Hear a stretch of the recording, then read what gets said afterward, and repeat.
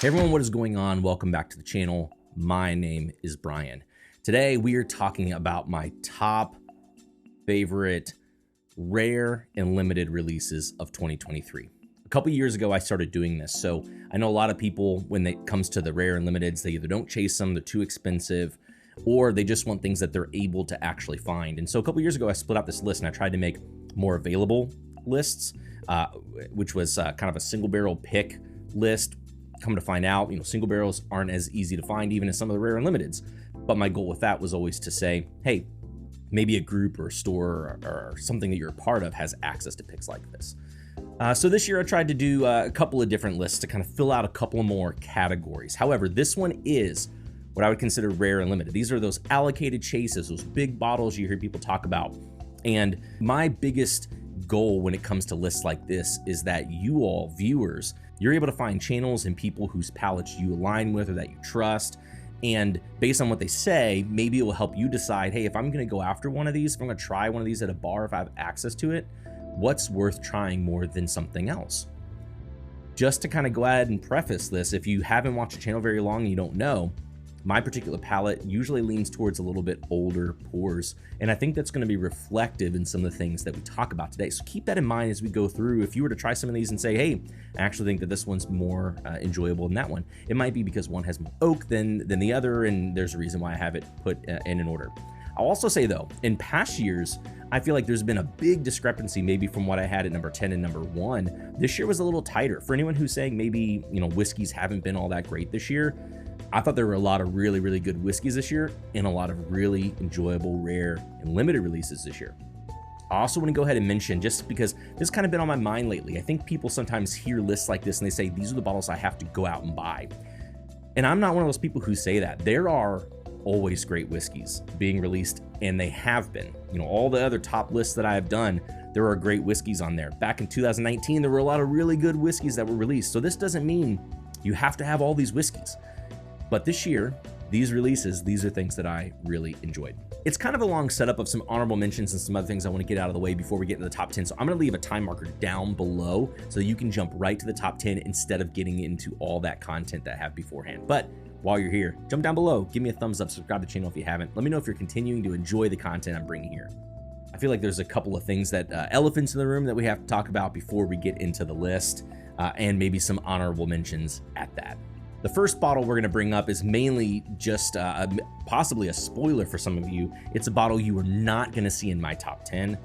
I don't even know that I would put it as an honorable mention, but again, I'm airing the elephants in the room. That is the Maker's Mark Cellar Aged. It's a hot bottle for a lot of people. A lot of people really enjoyed it. I am not one of the people who enjoyed it. I don't know if this has to be like you have to be in the maker's camp to enjoy it, or really like weeded bourbons or whatever it is, but I have tried this bottle 15 different times and it is not one that aligns with my palate. So unfortunately, you're not going to see it here ranked on the list. But if it's a bottle you enjoy, I'm glad it's a bottle that you enjoy.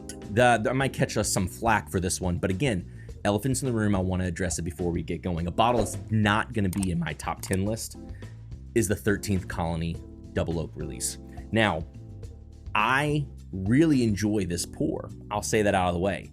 And had it been in my list, I think it would score favorably. I think a lot of people, it's going to be their bottle of the year, their whiskey of the year, their spirit of the year, whatever you want.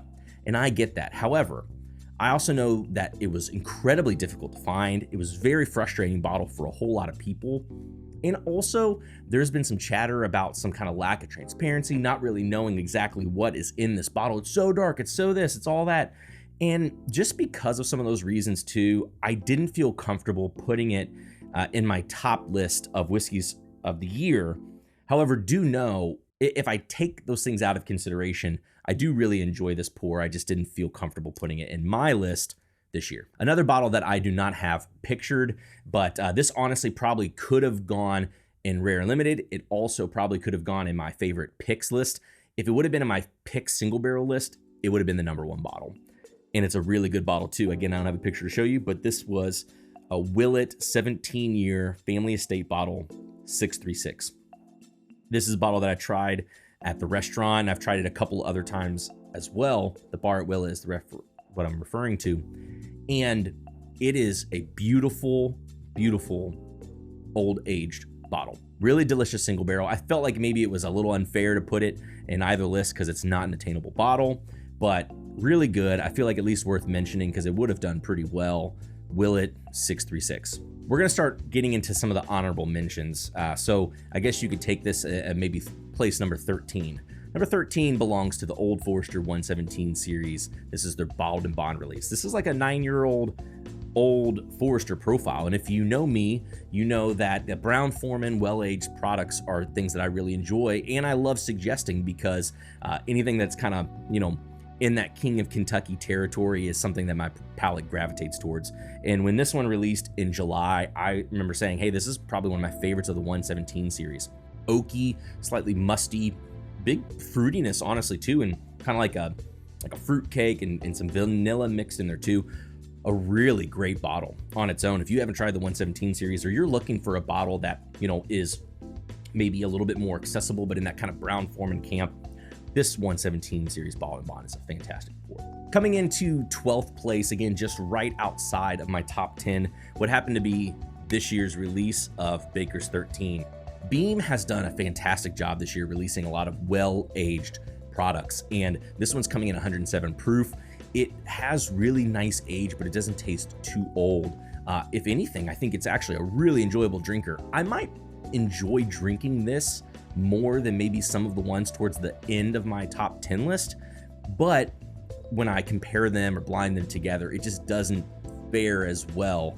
But it is a very enjoyable pour. If you're going after any of those Beam old age releases, it's not as old tasting as the Hardens one, just really enjoyable, kind of interesting profile, a little fruity, a little bit funky, not too much though, really easy sipping. Highly recommend that release, and it is really enjoyable, but just outside of my top 10. That's the Baker's 13. Another one where I didn't know if it'd be featured in honorable mention or on this list at all at first, happens to be the Parker's 10-year rye whiskey. Now, I did a review video on this one, not a lot of the other bottles that I'm talking about on these lists I did, and I was fine on this bottle. I think it was good, not great.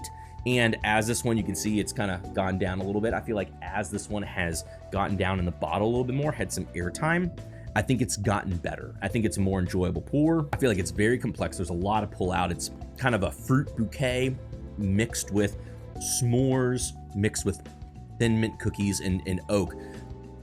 It's really balanced oak, so if you're not one who likes a whole lot of oakiness, I think this bottle could score favorably for a whole lot of you all. It's also, spoiler, the only rye that would have been, I think, considered in this particular list of rare limiteds, and for that reason, also, it was a little hard to place compared to some of the other bottles.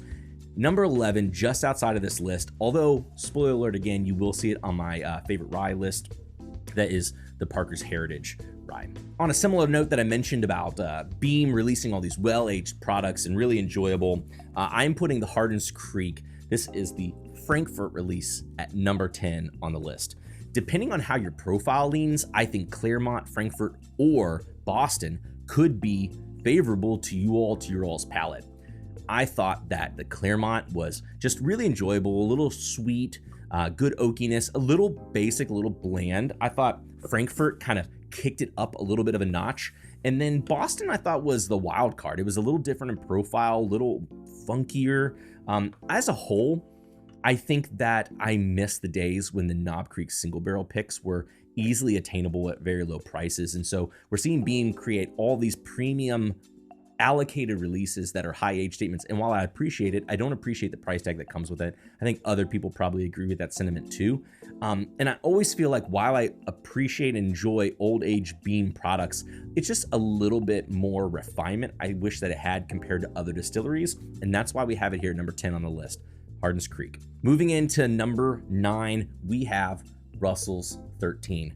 Now, older releases of Russell's 13 have scored favorably to me, and we're seeing this thing with Wild Turkey this year where all the prices are continuing to go up, and they're putting out really great juice, really well-aged juice. I think the price is the thing that a lot of people are fighting with, and I really enjoyed this year's release. I thought it was the best that we've seen since the first batch that we released, even though I prefer the batch 1 more than the others. I know there are people out there who say, hey, it's no better than a good Russell single barrel or something like that. And more power to you. If you have single barrels that you think are better than this, That's awesome. That's great.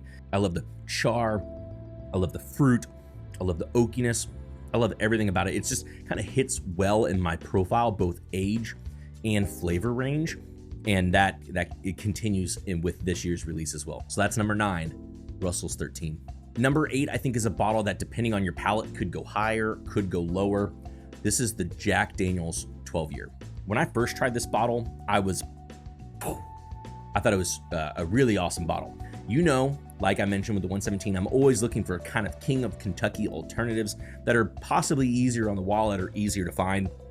And this one, again, 107 proof. This is batch 1. This Jack Daniel's 12-year I thought was fantastic. Now, the reason I say it can move up and down on people's lists is because it has a lot of the charred wood, toasted chocolate notes. And depending on how you are with oak, how you are with kind of older, drier whiskeys, I think it can move up and down on your list. I think some people will score this very favorably. Other people won't really think about it. And, you know, honestly, I think it might get a little drier the longer that this bottle's been open, and that can affect people's score as well. But I love having King of Kentucky alternatives in my top list, and that is why number 8, we are talking about Jack Daniel's 12. Going back to the Wild Turkey camp, we are talking about the Russell's Camp Nelson F single rickhouse release. Now, I was not a big fan of the single rickhouse release last year, and so I was surprised to try it this year, but this is, to me, the most Buffalo Tracy profile of Russells. I've been a big fan of the Camp Nelson Fs, and you know, they've been single barrel picks I've enjoyed going after. And I know some people also would say, with the price of this bottle, $300, I want to say, is around the price of this bottle here, they would say they would take a Russell's pick all day, every day. And I totally get that. But if you want the best expression of Camp Nelson F and good, well-aged whiskey as well, I think that the Russell's Rickhouse F is a great example of that. I don't think it's as oaky as it could be, and I think it's got a lot of the appley kind of fruit notes, honey notes as well in there too. That, again, that's why I make it mention, you know, the Buffalo Trace kind of camp. It's a nice big fruit bomb, and I really enjoy this. I think it's a really fun profile, especially compared to some of the older tasting Russells or the older tasting Wild Turkey products they've been releasing as of late. Really welcome addition, really fun. Again, not too oaky, and I think that's maybe why it's placed where it is on the list here this year. That's number 7, Camp Nelson F Single Rickhouse. Moving right along in the Wild Turkey camp, though, we have what I say is probably my favorite of the releases from Wild Turkey this year, and that is Generations. Generations is very enjoyable to my palate of kind of old age whiskey, 120 proof. I think it drinks big and robust, but it is kind of different for the turkey bottles this year. It doesn't have the really deep, charry notes that sometimes the Russell's 13 can have, and like the leathers. It's not as candied sweet as the Camp Nelson F. To me, it's like kind of a vanilla brown sugar oak bomb. It doesn't necessarily have all the fruit flavors, but it's just a big, robust, really enjoyable whiskey. And again, I think my favorite that came out of the Wild Turkey camp this year, that's Generations. I feel like it's a bottle that maybe could have scored higher in the list, but let's go ahead and talk about the price of this bottle. This is a bottle that for a lot of people maybe won't even be on the list, because I'm one who doesn't think that it's quite worth the retail pricing that it is. I mean, they were talking about a $450, $500 bottle, and that's outrageous. Now, while there are some bottles I would probably pay that for on secondary, this is one I have a lot of difficulty with. Is it a great whiskey? Yes, you can see where it's placed here on the list. However, I really fight with that pricing, and for that reason, I think maybe the other Russells for you all might be a better purchase than that. We are jumping into number 5 on the list, and that happens to be this year's C923 Elijah Craig Barrel Proof. Admittedly, I tried this bottle on a number of occasions from Fresh Pop, and Fresh Pop, I didn't really like this bottle. A lot of people talked about it being compared to older whiskeys or the old pirate bottles, and I didn't get it. I thought it was hot. I thought it was a little rough around the edges, and I do think that a lot of times when it comes to Elijah Craig Barrel Proofs, they can be like that, and I think that's part of why it has the price that it does. It's maybe not as refined as some of the other limited releases that they put out, but as this one has opened up, you can see where this line is. Man, this is an amazing bottle at a really great price, and arguably to some people might beat other ones on this list. We'll talk about that in a little bit, but again, maybe still has a little bit more tendency to lean hot, a little bit more tendency to lean a little bit brash, but a lot of fruitiness as well as a lot of oakiness to this one. I could see this being everyone's top bourbon of the year and well within its reason. It's a fantastic bottle at an incredible price. I don't know that you'll get a better buy on this list than this bottle. That's Elijah Craig C923. I feel like 4 and 5, depending on your palate, could switch very easily, but in number 4, I have the William Heaven Hill 17. This is coming in at 120 proof. So far, it's only released out of the gift shop on a couple of occasions, and I don't know that I've seen much more spread of that. You gotta like oak about this one though. This is very oaky, it's very dry. I feel like it's got a little bit more oomph to it than the C923 in terms of like its span, how wide the profile is, but it is a little bit more one lane in terms of its flavor. It's kind of the brown sugar, nutty, oaky camp. And so I could see a lot of people saying, hey, if I were to try these side by side, I would give the edge to the Elijah Craig. And I almost did on this list, honestly, but there's just something about this that I feel like has a little bit longer of a finish. And I like the kind of drier oak profile a little bit more, but given a different day, I could see C923 taking over this spot because it has a little bit of fruitness to it, a little bit of fruitiness to it that kind of pushes it over the edge in terms of like complexity or maybe overall flavor. So on this list today, number 4, William Heaven Hill 17. There were a lot of people talking about this bottle all year long, and it took me a while to actually find one, grab one, open one up. But coming in number 3 is this year's Michter's 10. I feel like Michter's 10 is a bottle that has come out for a long time and people haven't been talking about it. And all of a sudden this year, bam, it's either been delicious or people are rediscovering it or they're doing older stock in it. Whatever the reason, people have been gravitating towards the Michter's 10 this year, and with good reason. The only flaw this one has is its proof. Now, it drinks above its proof, it drinks richer than its proof, but compared to some of the others, I feel like the complexity is the only thing that can make up for the fact that it does drink a little bit on the low proof side comparing to other barrel strength whiskeys. If you're not a big barrel strength fan, then this is a beautiful, well-aged and relatively accessible-ish bottle for a lot of people to come across. They release it relatively often at the gift shop downtown, but all the things I love about Brown-Forman, from its oak to its milk chocolate to its vanilla, subtle fruits, very interesting, kind of a sophisticated, like leathery, subtle fruit, dark fruit profile to it. Silky too. I feel like getting proof down a little bit, you really notice some interesting nuance that's different than the higher proof Brown-Forman products. Big fan this year, Michter's 10 year. This is another bottle that I did do a video of. Again, while some of these I haven't, let me know down in the comments if there's any of these you want me to do specific reviews of, since I haven't done it. But coming in at number 2, we have this year's 135th anniversary Four Roses limited edition. I've kind of already plowed through my sample bottle that I had gotten of the Four Roses, which is why you don't see my bottle open. And I'll tell you though, Four Roses to me never seems to do super well in a blind. This out of context, this is a really enjoyable sipping bourbon. It's one of my favorites since 2019, if not, better than 2019. A lot of things to love about this. I will say though, in my comparative tastings that I did of all these to make the list, depending on what you try before it, it can really affect it. I think I had maybe Michter's 10 before it, and it was really enjoyable, really sugary, really oaky, stood really well, and it showed a lot of complexity.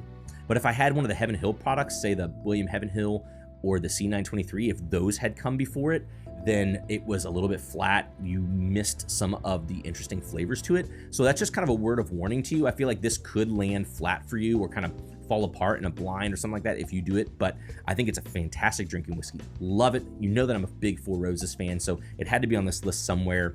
And again, depending on where it was in a blind test, if I wasn't like doing repeated tastings of these, I feel like it could have scored a lot lower on this list just because of that nature. Fruity, complex, funky, spicy, a little bit old tasting, similar to the 2019 because it has some older whiskey in there. I am super happy, really enjoyed this year's Four Roses limited edition. It's almost always on the list, not necessarily always number 1. It might be a spoiler to some of you all, if you've been watching so far and you haven't seen it yet, but this year, number 1 again is King of Kentucky. I feel a little bit bad about this because again, people who watch the channel probably know that this is my profile.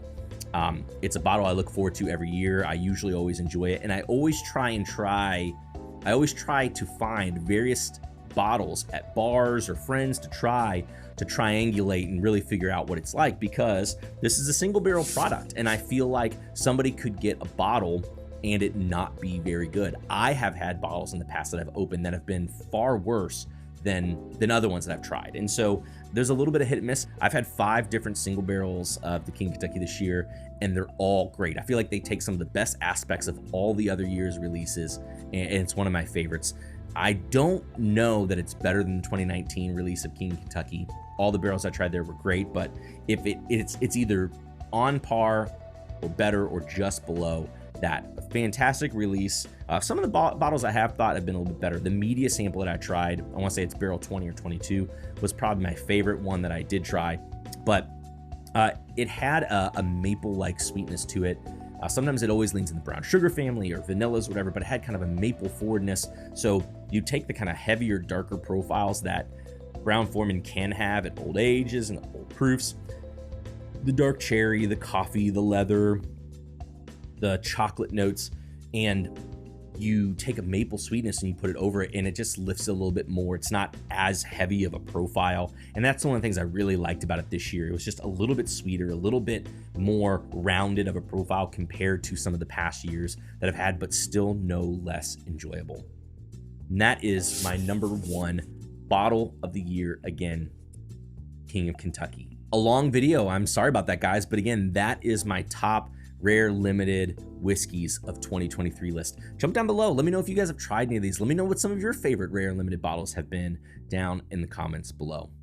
Thanks everybody for tuning into another video. I hope it was insightful, hope it was informational. If those are things that maybe you want to try or they're on your list, how I'd rank those in place. And I hope you enjoy the other videos that I'm doing, some of my top more accessible bourbons, some of the top Ryes for my craft picks, as well as any of the other lists that I'm doing.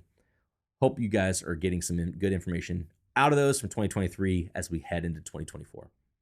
Thanks as always, everybody, for tuning in. Until next time, we'll see you all later.